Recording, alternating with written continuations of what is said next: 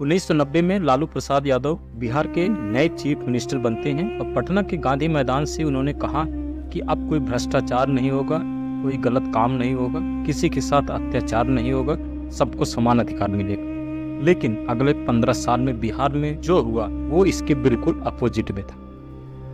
बिहार में अगले 15 साल में कई प्रकार की इंडस्ट्रीज बने, जिसमें kidnapping industry, paper leak industry, murder industry और करप्शन इंडस्ट्री बनी, जिसने अगले 15 साल में बिहार को एक जंगल राज बनाने में योगदान दिया।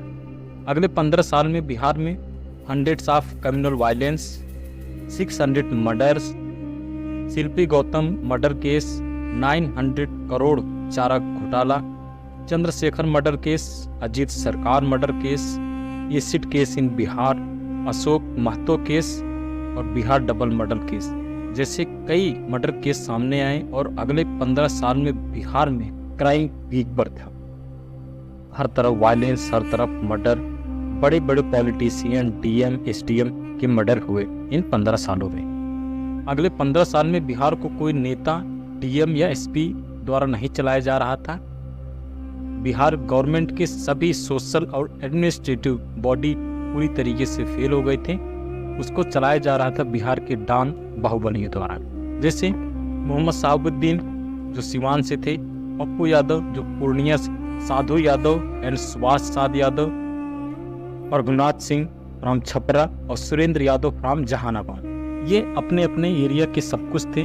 स्कूल की फीस, मूवी की टिकट का रेट, बस का किराया, फेस्टिवल सेलिब्रेशन, सब कुछ इन बाहुबलियों की मदद से होता था।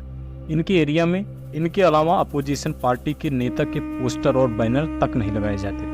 अगले 15 साल में बिहार में करप्शन पीक पर था, लॉ एंड ऑर्डर पूरी तरीके से फेल हो चुका था, गन सिस्टम पीक पर था, क्राइम पीक पर था, एजुकेशन सिस्टम टोटली फेल हो चुका था।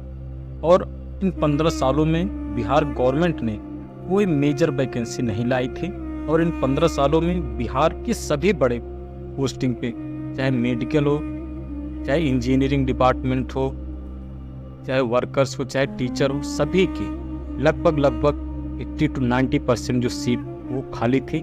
लेकिन लालू प्रसाद यादव ने कोई वैकेंसी नहीं कराई, क्योंकि उनको लगता था कि अगर एग्जाम्स कराएंगे इन वैकेंसी को भरने के लिए तो अपर कास्ट जो है वो ज़्यादा सिलेक्ट हो जाएंगे और जो निचली कास्ट हैं खास करके यादव और मुसलमान सिलेक्ट नहीं होंगे, जिसकी वजह से अगले 15 सालों में कोई भी वैकेंसी की एग्जाम लगभग नहीं कराए गए। अगले 15 साल में बिहार में शाम को 7 बजे के बाद कोई घर से नहीं निकलता था।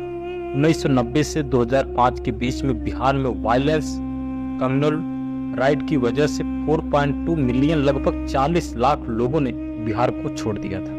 बिहार में डीएम और एसपी या आईएएस या पीसीएस के पास पावर होने के बाद भी वो इसका सही यूज नहीं कर पा रहे थे। लालू प्रसाद यादव कुर्सी पर बैठकर टेबल पर पैर रखते थे और उसके सामने सभी आईएएस आईपीएस खड़े होते थे। 1990 से 2005 के बीच में कोई मेजर डेवलपमेंट नहीं हुआ। आज़ादी के बाद से ही बिहार पीछे था। बाकी बचे लालू प्रसाद यादव की गवर्नमेंट ने पूरी तरीके से खत्म कर दिया।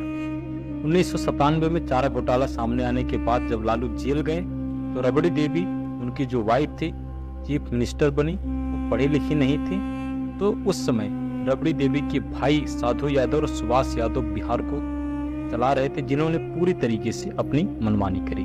और इन 15 सालों ने बिहार के परसेप्शन को पूरी इंडिया में पूरी तरीके से चेंज कर दिया था। और इन 15 साल में बिहार को जंगल राज कहा जाने लगा।